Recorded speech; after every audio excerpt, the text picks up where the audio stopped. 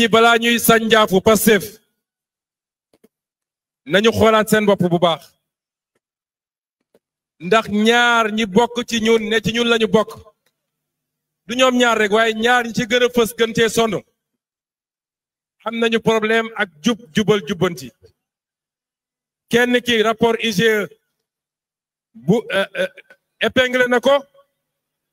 ci lu ëpp 2 milliards ak quelque te bind naa président de la république wax ko ne ko kii mënatul nekk si ñun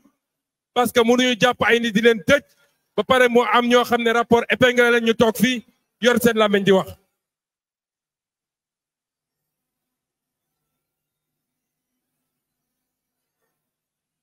ka ca des dañ koo dénk ab ministère ma dox ba gis ay mbir yoo xam ne yu tey xel la gis ay njuuj njaaj ak ay pression yu ñuy def pour jàllale ay marché yoo xam ne yu surfacturé la ma ne kii duñ ko bàyyi ci ministère bi looloo tax ñu randal ko beneen ministère en attendant ñuy auditer li mu def looloo tax ñu génn seen làmmiñ di wax waaye léegi mu leer li ci kanam rawali bët ñun duñu ànd ak ku jubadi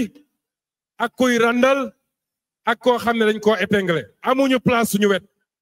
dinañ fi jóge